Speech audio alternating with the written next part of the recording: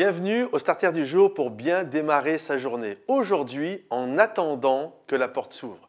La Bible nous dit que Saul de Tarse, après avoir reçu un appel magnifique de la part de Dieu, comme quoi il serait un instrument pour toucher les nations, la Bible nous dit qu'il va passer à travers quelques épisodes, puis il va se retrouver aller dans sa ville d'origine, à Tarse. Et là, il va rester pas mal d'années à cet endroit. Nous, souvent, nous avons l'impression, quand nous lisons les Actes des Apôtres, que les choses s'enchaînent quasiment à la minute. La réalité, il y a de longues périodes d'attente qui sont là entre différents versets, voire différents chapitres.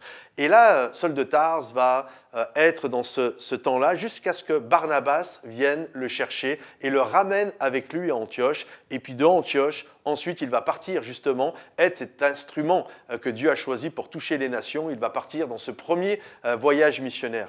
Et entre le moment où il a l'appel et le moment où il part dans ce voyage missionnaire, il va se passer à peu près 14 ans. Et j'aimerais vous dire que durant ces 14 ans, même s'il n'y a pas grand-chose d'écrit dans la parole de Dieu, mais nous savons qu'il a été à différentes places, différents endroits. Il a été également dans le désert, passé 3 ans dans le désert. Et là, il va vivre toutes sortes d'expériences. Il va même commencer à évangéliser à travers certains endroits, en Cilicie, etc.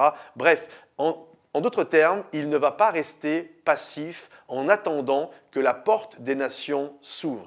Et je trouve que Saul de Tarse, l'apôtre Paul, est un exemple dans ce sens-là. Nous, souvent, lorsque la porte est fermée, on se dit « bon, j'attends que la porte s'ouvre ».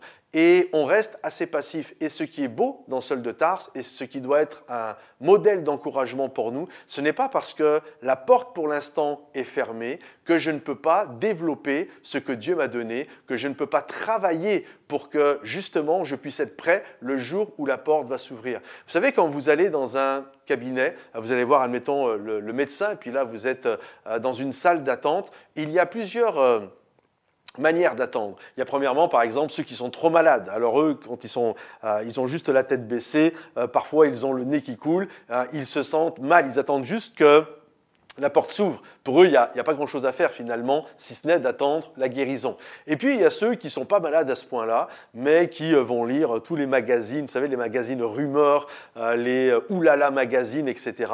Et en attendant que le médecin ouvre la porte, ils vont faire rentrer en eux, ils vont regarder tout ce qui est de la rumeur, tout ce qui est terrible, tout ce que, tu sais pas, la dernière, etc. Et puis, il y a aussi ceux qui sont imperturbables. Eux, ils sont là, le regard vide, ils attendent juste que la porte s'ouvre. Et puis, il y a ceux qui peut-être vont lire des magazines type informatif, ils vont travailler, faire des mails. Vous comprenez, ils vont être actifs. Et la réalité, c'est quel type de patient sommes-nous? Est-ce que parfois, on est juste trop malade, on a juste besoin d'une guérison et c'est correct.